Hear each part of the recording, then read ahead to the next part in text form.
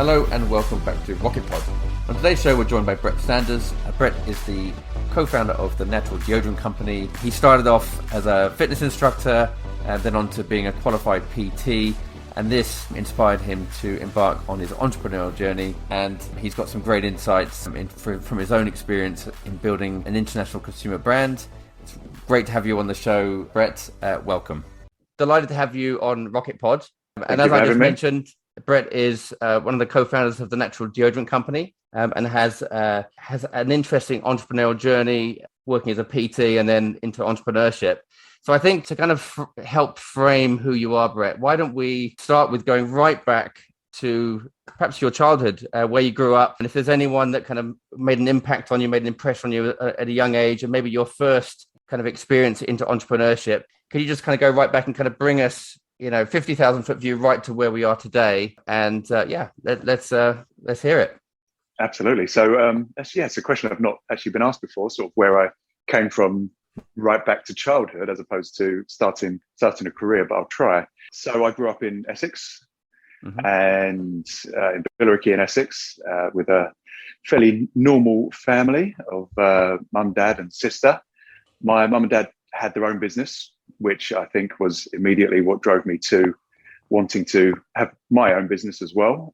They were pretty successful in their own right. And I think that was something I liked about having the flexibility to do whatever you wanted to do in your own hours and really create something for yourself.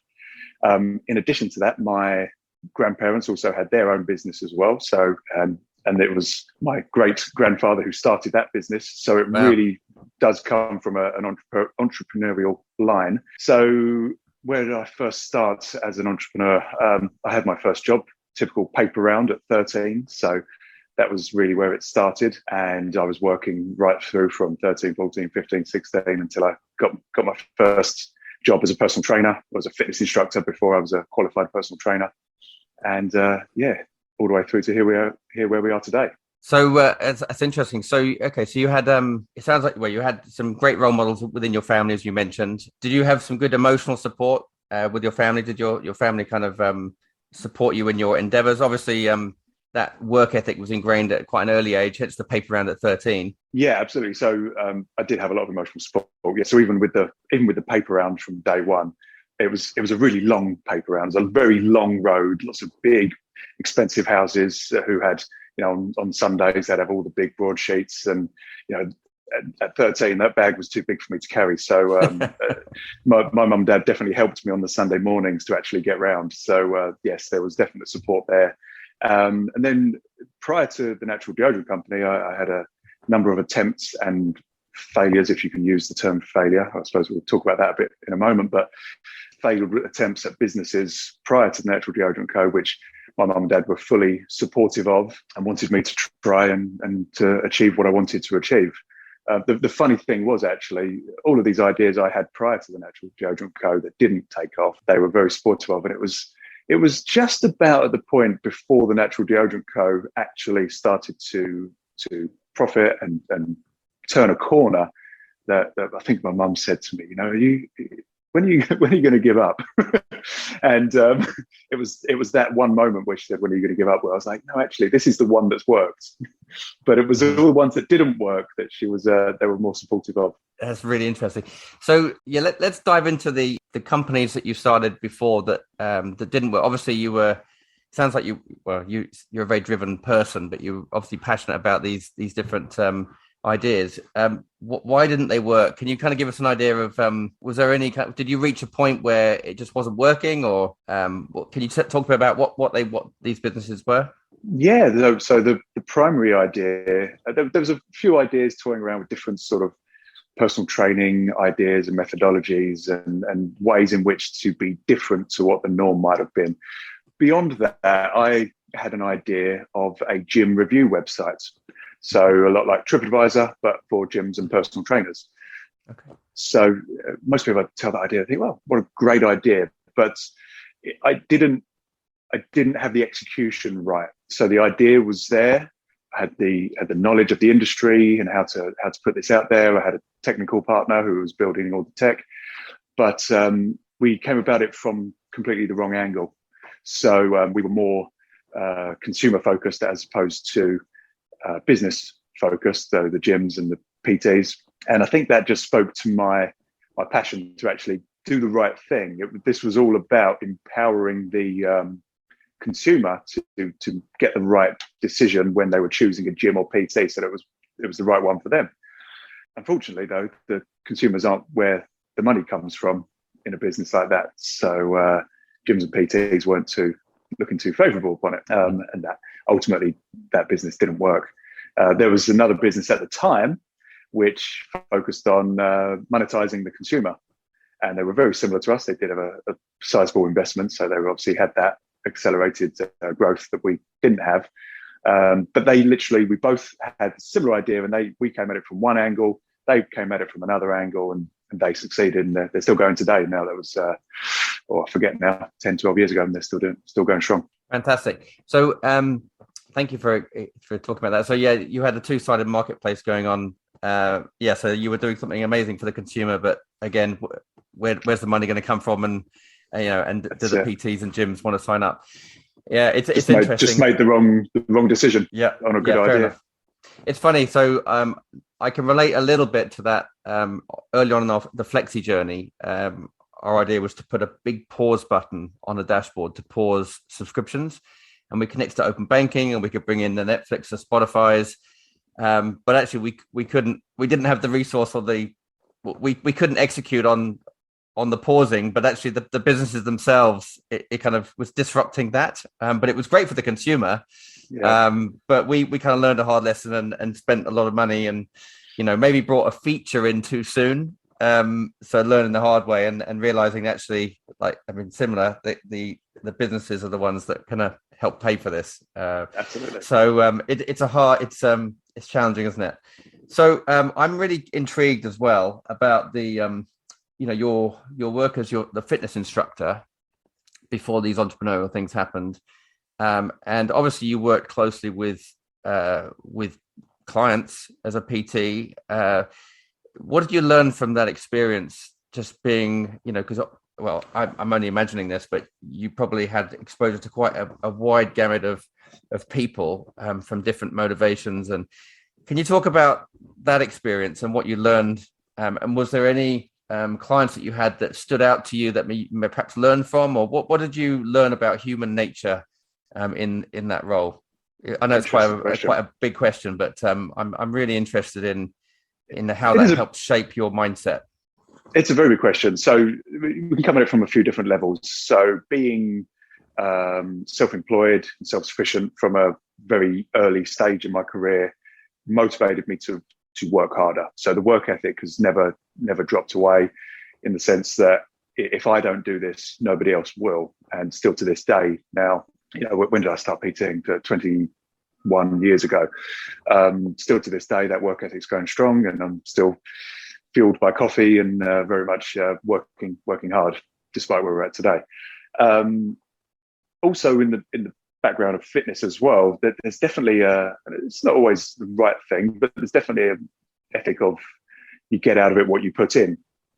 So as a business owner, as a PT, it is really you put everything into your training, and then try and impart that wisdom onto the client, that just because you're paying for a personal trainer doesn't mean you're going to get results. You have to actually put the work in. And I think a lot of people don't want to put the effort in life. They so are going for the easy option, again, thinking that if they pay for a personal trainer, then they're going to actually get the results automatically. But you have to really, really dig deep and work hard. Some of my PT clients who had the best success were those people who came to me and said, no, I can't afford to see you once a week, twice a week, 3 times a week, like some people do, but I can see you once a month. You tell me what you think I should be doing, and I will go off and do that program 3, 4, 5 times a week on my own. Those were the people who actually had the best results, because they, again, couldn't rely on somebody else to do the work for them, or just this illusion of, well, I'm turning up to the gym, to the personal trainer, so surely I'm going to get results. So it was it's an interesting thing in terms of mentality, and that was quite a lesson to learn, is that people are always looking for a bit of an easier route, an easier option. That's really interesting. So it's funny because those folks might not be the high lifetime value clients, potentially, or maybe okay, the high paying clients because they're seeing you once a month. But the results, and maybe the word of mouth or the success, perhaps then feeds back to you. I mean, so for a PT, you would want those folks that come in every week because obviously that's your bread and butter. That's right. But what you're saying is the ones that showed the best results had to have that internal drive. So do you see a correlation? Yeah. Okay. So do you see a correlation between? So I think you touched on it, that the whole health and fitness piece. You mentioned you're still working hard. I mean, you look like you're in great shape. For those listeners that can't see Brett, and I believe you're a family man, so you've got quite a busy life and you run a business. And two children, two stepchildren. It's a busy life. Yeah. Busy household. Brilliant. That's it. So the link between what you put in the gym and then being able to transfer that energy and that work to your business, do you think they're related? Do you feel if you're on a good track with your personal fitness, that has a direct impact with your business and your ideas and your cognitive abilities? You could break it down to two different components there. So on a mental level, yes, absolutely. I feel so much better when I'm working out, when I'm active. The clarity of mind when you've started a day doing a workout, and then you can feel fresh for the day to be productive in the office or the warehouse, as I am most often. So that's key. But on a physical level, I spent my entire childhood and all the way through actually being active. Run marathons, run ultra marathons, lifting heavy weights, and we run this business bootstrapped from the beginning. So I was making all of the products. I was unloading pallets by hand. We couldn't afford a forklift truck, so who's going to unload 3 or 4 ton of jars? That's me. So it's being able to do that has saved us a lot of money, a lot of time, a lot of staffing costs, all those things. Mm-hmm. So definitely being physical has enabled us to do that and save along the way. Okay, so just before we move on from the fitness thing, so these clients that had the best results, they showed up but they were able to do the work on their own.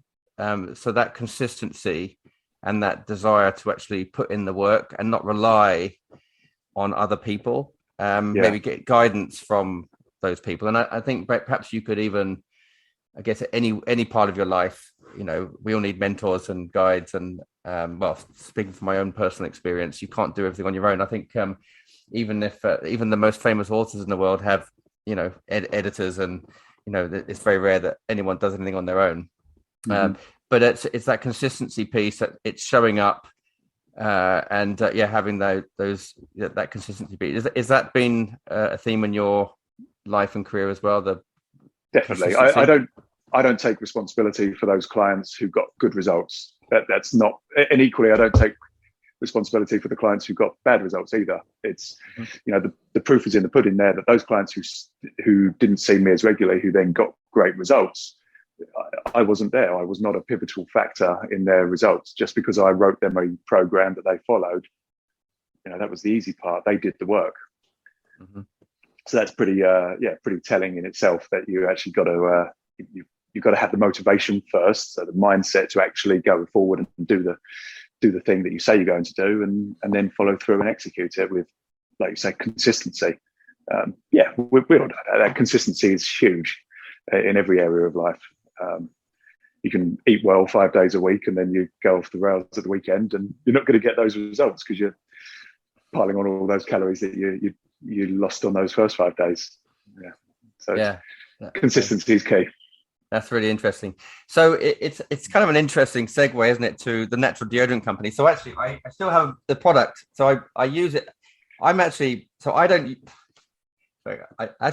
stink that bad, I don't think, but I don't actually use deodorant every day because I don't believe I smell. But actually, this has been my go-to, and I've had it for a number of months.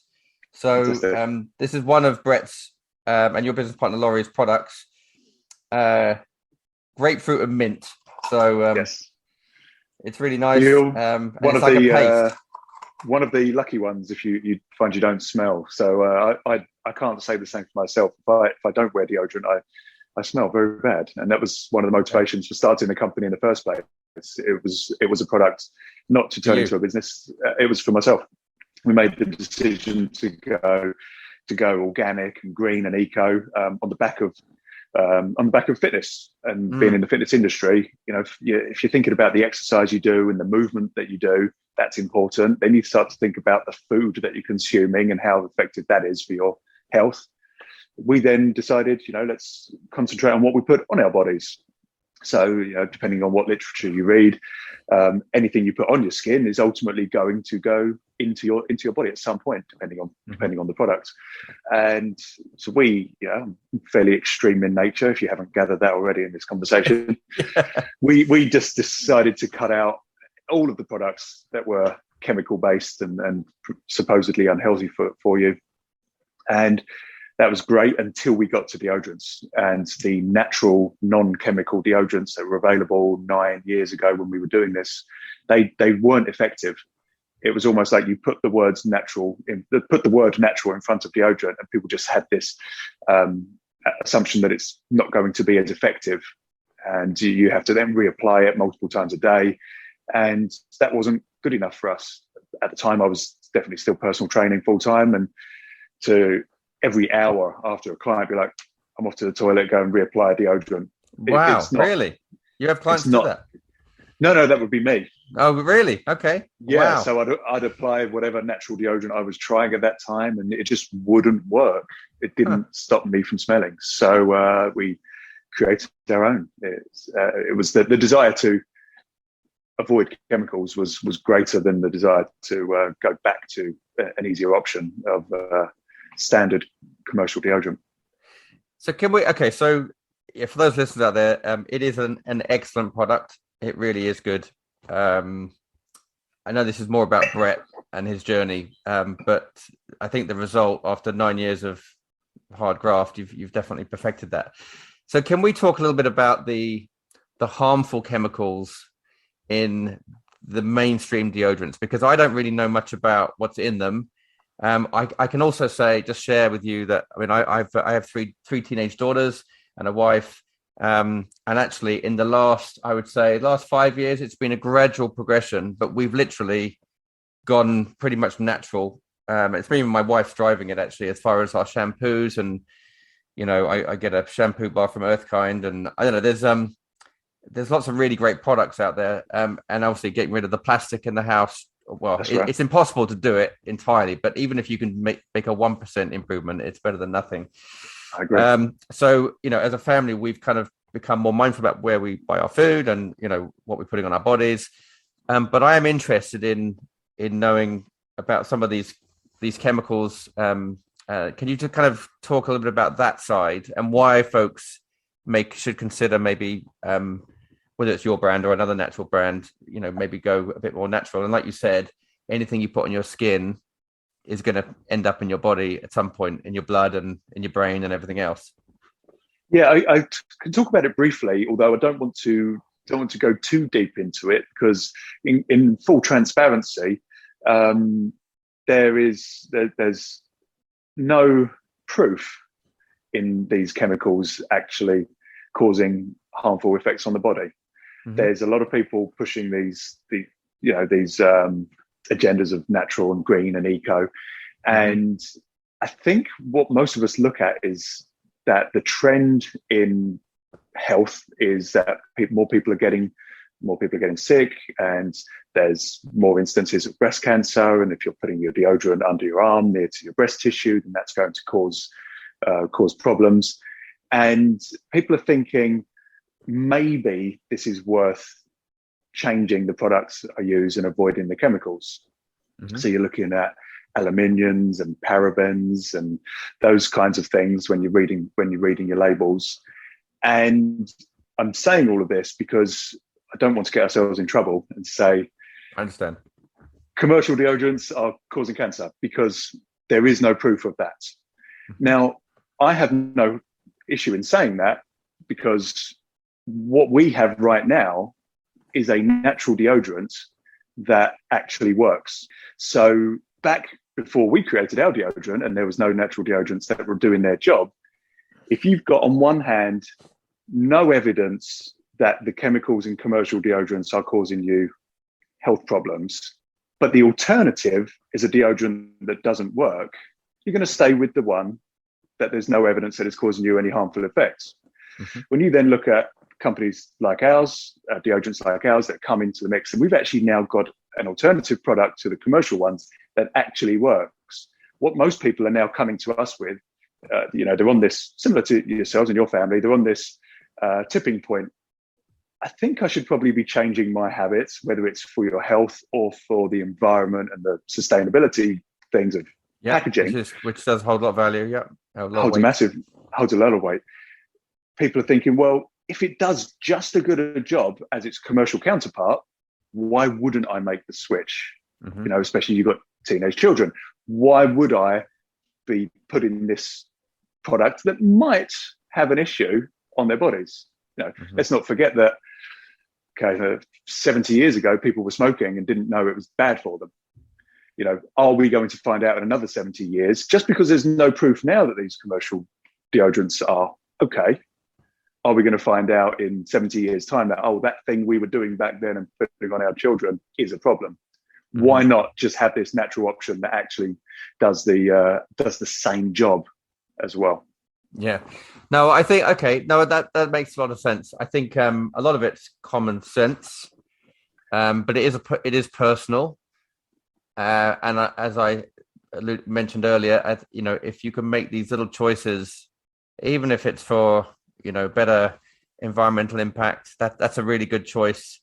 I know a lot of the commercial deodorants probably are going, well, hopefully they're going that way too, to help the environment.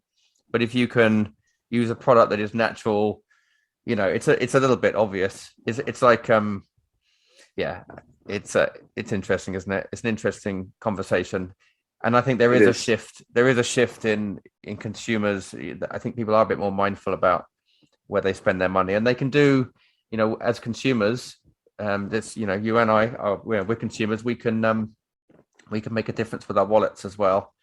Shopping local is something that, our business Flexi is really championing, is putting more household spend with independent British businesses. And actually the Natural Deodorant Company would fit in that category where, if you can really help the little guy, more of, I think between 50 and 70p of those pounds that you spend on a independent British business will stay in that local community where that business is from, versus 5p with some of the big blockbuster retailers. So, and I'm sure there's, that's just from my own research. So we can do good. Okay, that's interesting. So as far as you mentioned that you were making this yourself, as well as shifting around the boxes. It sounds like you got very, when you actually do something, you're very up and personal into the products and really understanding what, and perfecting the ingredients. Can you talk a bit about the journey of perfecting, what did it look like when you first, what improvements have you made? I'm sure you've made lots, hundreds of thousands, but is there any examples of how the product was, and then you made, you obviously learned from your customers and then perfected it? Yeah, absolutely. So we had one product, one fragrance when we first started, and that was what we had originally created just at home for ourselves to use when we were on this green journey and changing over from commercial to natural and organic. And we had this one product, and we liked it, and we thought, this is great. So we started using it, and then ultimately turned it into a product that was sellable. It was only then, once we actually started selling it, that people would come back to us and say, I don't like this about it. Or, then the seasons changed, and being a natural based product, the weather would change. So the oils would, they might have melted and separated. So then we thought, well, how do we fix that? We need to go back in the kitchen and create different versions of different percentages of different ingredients and try to work out what worked. then, you'd find some people with this ingredient, some people don't do very well with that ingredient. What if we create another version without that ingredient? And does it still deodorize? Does it then still hold firm in the right temperatures in all different seasons? So it was a lot of trial and error. Laurie, my business partner, she comes from a background in beauty, so she definitely had a few bits of input in that regard. And as a team, I've got a very analytical brain, and looking at the numbers and the percentages. She's got a different brain that comes to it from a more creative perspective, and it's sort of pretty much worked as a business partnering from there. Now, in terms of the product range, we've got 3 different formulas. So based on what we've found from our customers over the years, you've got the clean deodorant balm, which is your everyday balm, which is one that we perfected, that we start everybody at. The gentle deodorant cream is that one that's missing that ingredient that some people don't like. And the active deodorant balm for people who live those really active, sporty lifestyles. So really got something for everyone in there. But it's a challenge when you've got so many people that you want to try and cater for, and I think we've done that. I think this would be a good segue to introduce our sponsor, Flexi. I'd like to take a moment to introduce you to our amazing sponsor, Flexi. These days we have multiple subscriptions, from streaming services to gift boxes and much more.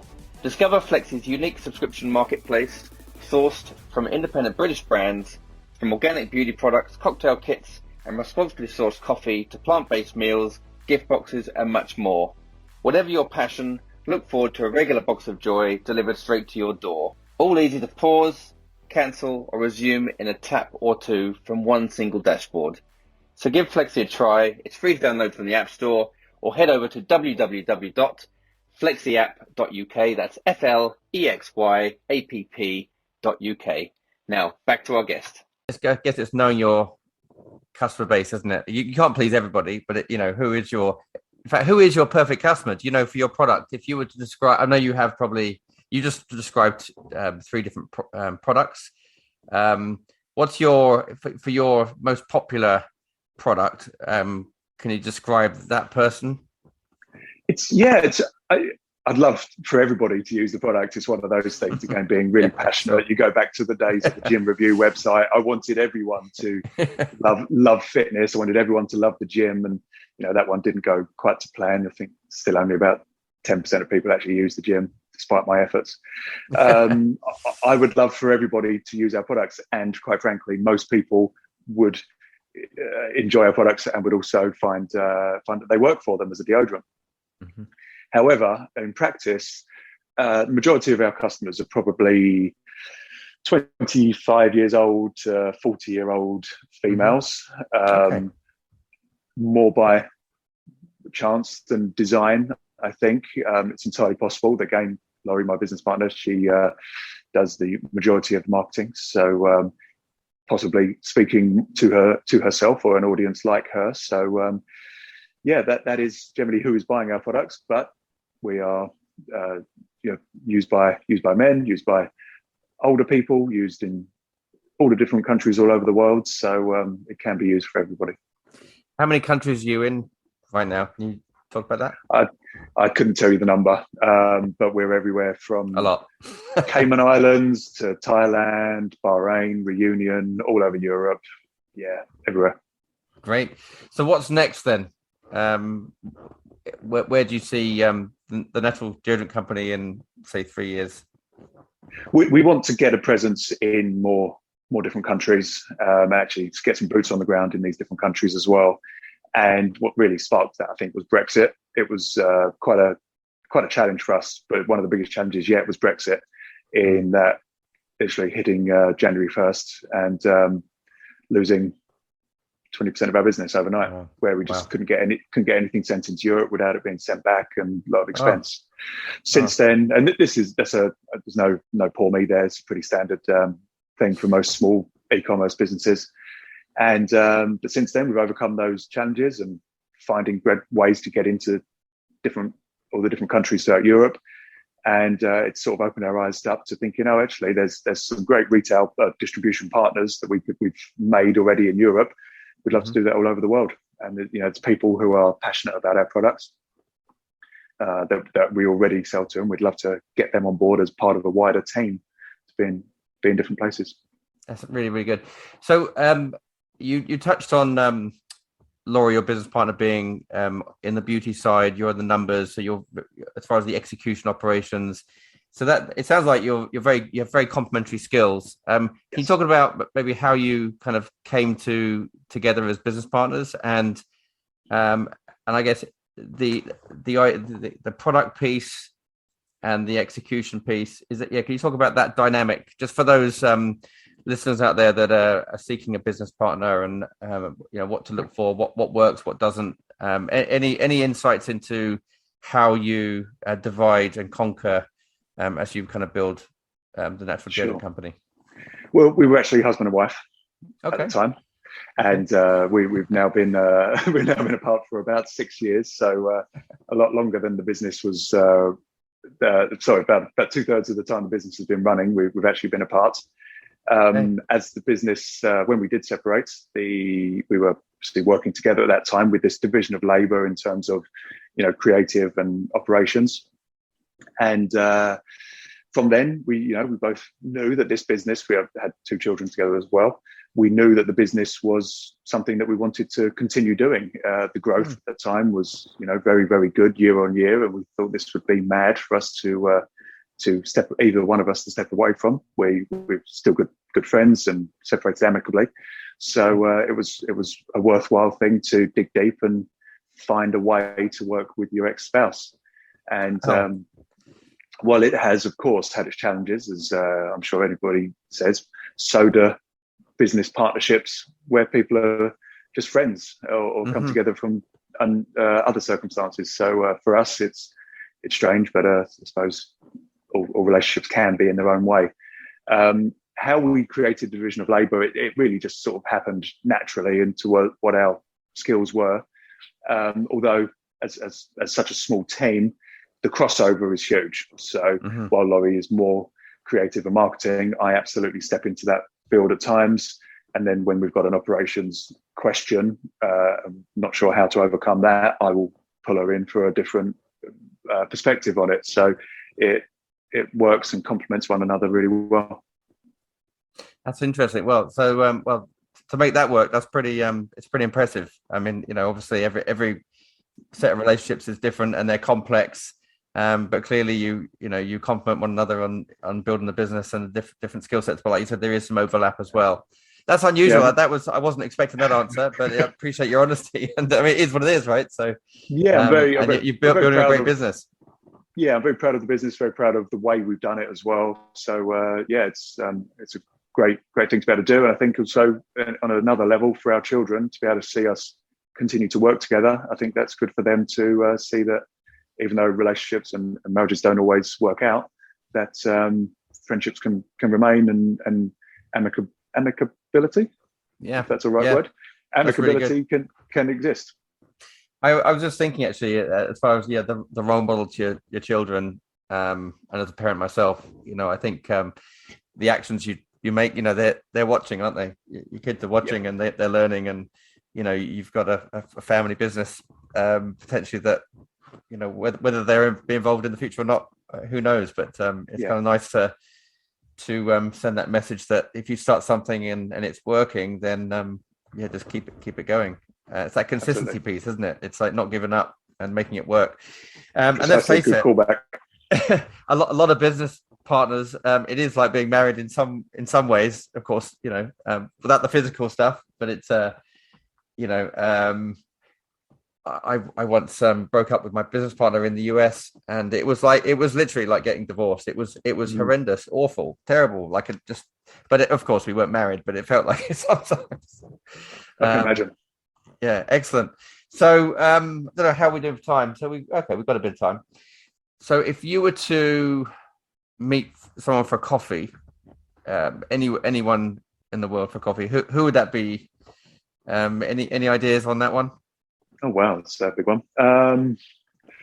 I'd probably at this point have to pick the brains of a big business person and get the perspective on how to go from where we are today, sort of small to medium sized business, to take that next leap.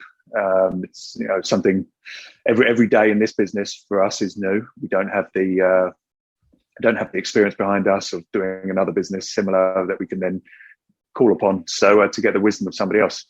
I'm a big fan of Disney Company.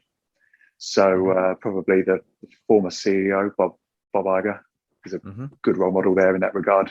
He took the company from quite a dark time to where they are. Yeah, that's a phenomenal company, isn't it? Absolutely. I think I've got one of his books actually. I got into it, but maybe I'll pick it up again. Yeah, the customer service.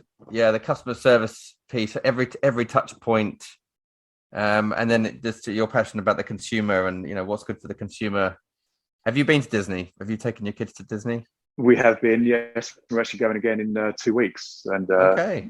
Yeah, I'm going to get married for the second time. So congratulations! So, wow, we are going back again. Oh, fantastic! Yeah, we've been a few times, and it is we've taken our kids all around the world, and whenever we ask what their favorite place was, it's always Disney. It's like, what, we've been to Thailand and all these other places. No, they do an amazing job. When you drive into the car park, the Americans definitely know how to treat people, don't they? That's interesting. Any books that you've read that have had in the last 5 years that have had an extraordinary impact or an impact on you that you could recommend? They could be non-fiction or fiction. You much of a reader? I was, but I've sort of fallen out of it for a little bit 10 years? Time. There's one that's popped into my mind, and I don't know if it's even relevant to this discussion. But I read a book called The Good Father. Forget the author's name. Okay. It was a fiction book, and story was, spoiler alert, the story was this guy's son fell in with a different crowd, and he went off to shoot and I think killed the president, and he was then being held and detained, and the dad took it upon himself to get him off the charges, to say, couldn't possibly have been my son, I raised him so well, and all this stuff. And I think I took some lessons from that, in that as good as you think you are at something, there's so many things outside of your control, certainly with parenting, but I guess that extends to business as well, is that you can do your best job, and then as a perfectionist control freak that I am, actually sometimes I've got to step back and say, actually, no, there's factors outside of this that are outside of my control. So knowing that distinction. Okay, that's interesting.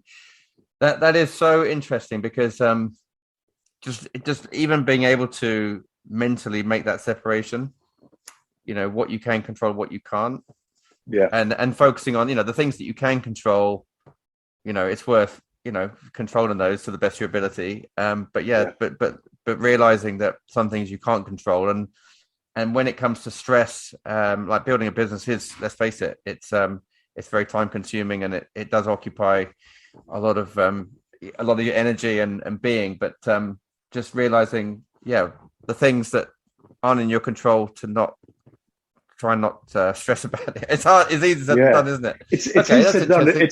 It's one thing in the business. It's one thing that it's sort of, most people can wrap their heads around it. Yeah, you're right. You can't control the markets. You can't control Brexit and COVID, and you can't control your customers and war in Ukraine. There's all of those things that people can get their head around that. But when it comes then to saying you can't control your children, at some point, all of the work you've done, I'm sure you've got this with teenagers as well, is that when they're much younger, you do have control over them. I'm sure a lot of people won't like the word control, but you do.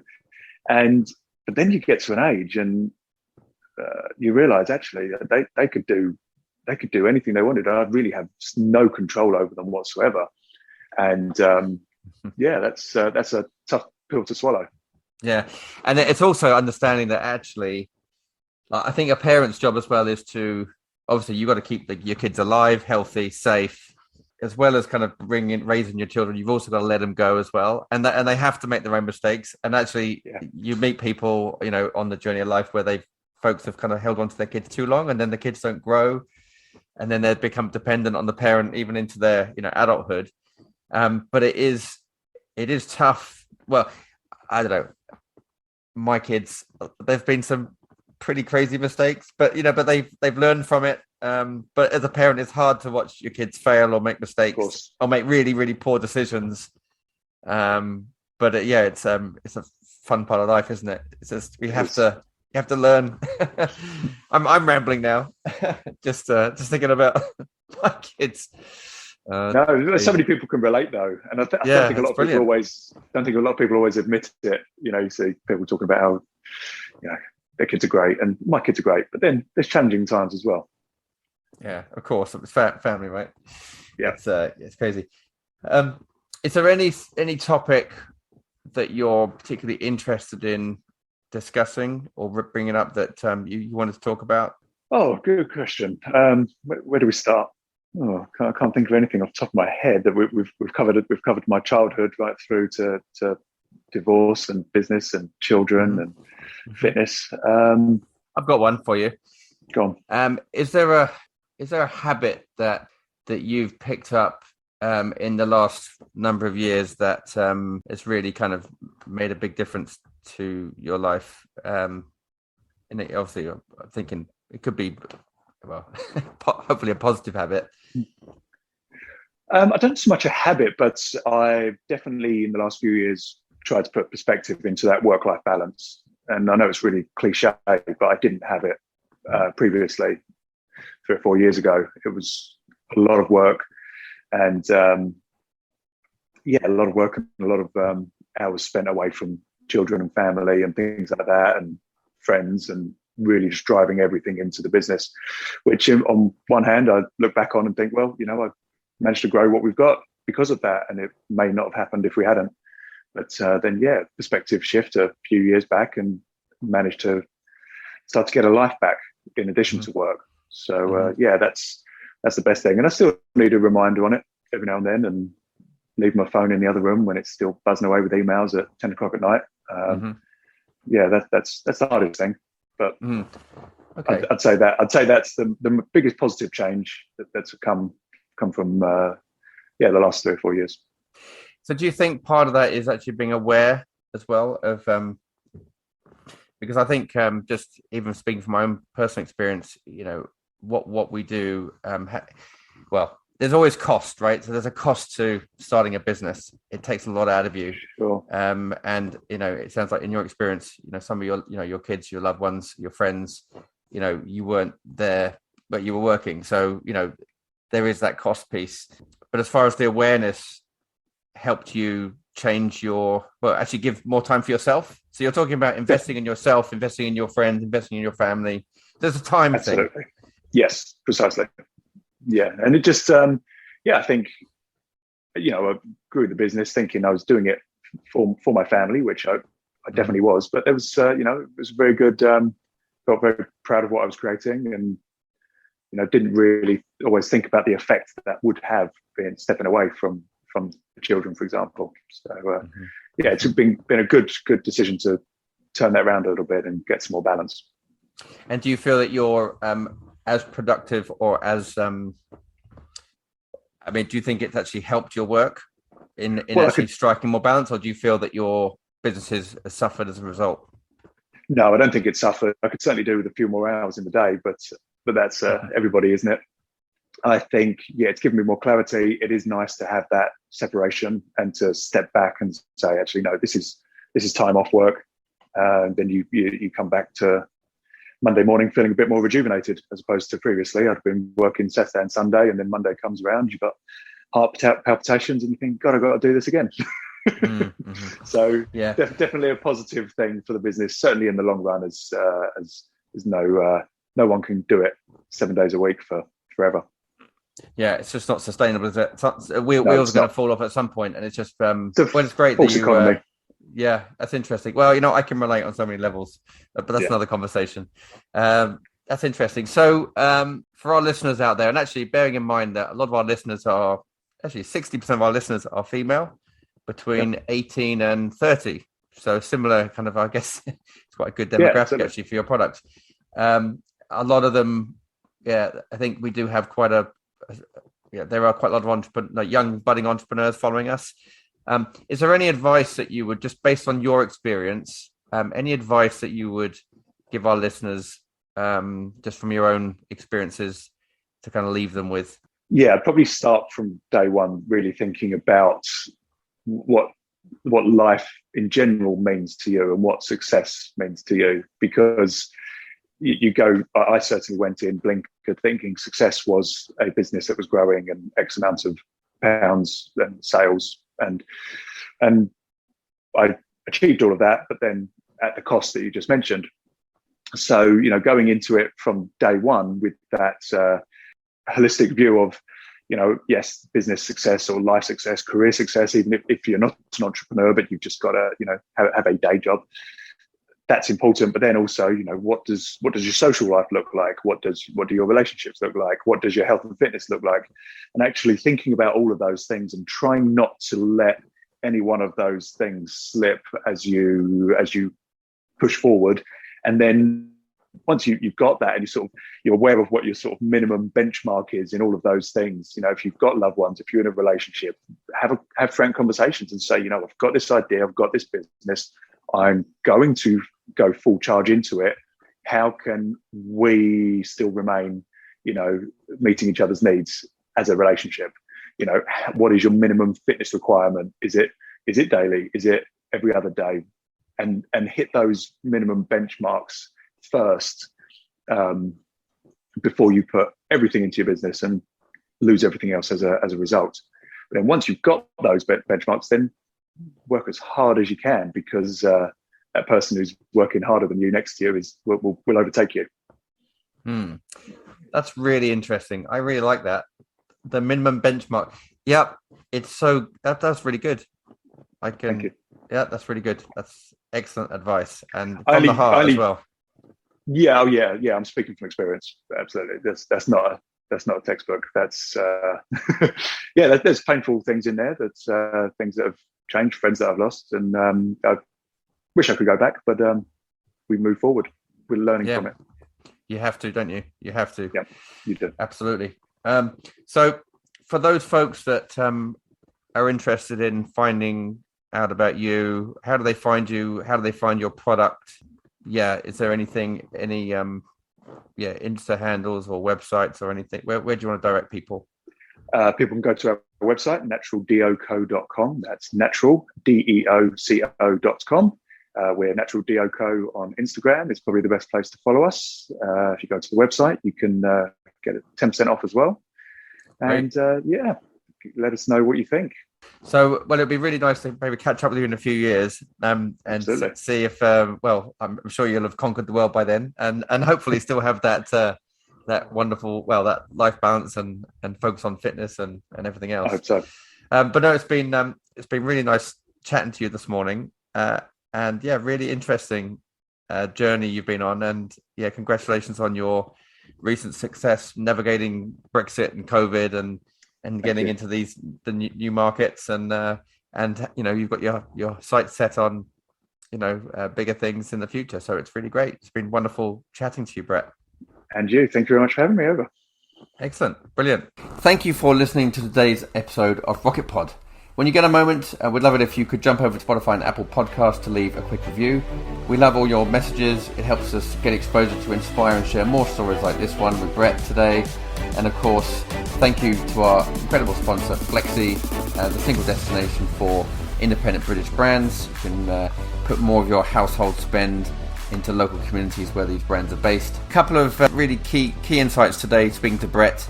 One I really loved, just from his own experience as far as work-life balance, was to, before you embark on your entrepreneurial journey, if you are a budding entrepreneur, set your minimum benchmarks for fitness, for time with your family and friends, and do those first before you throw your full energy into your business. Because as we discussed today, these decisions to start businesses or any pursuit, they come at a cost, and it's just really figure out what kind of lifestyle you want to lead before you embark on something that's going to consume all your time and energy.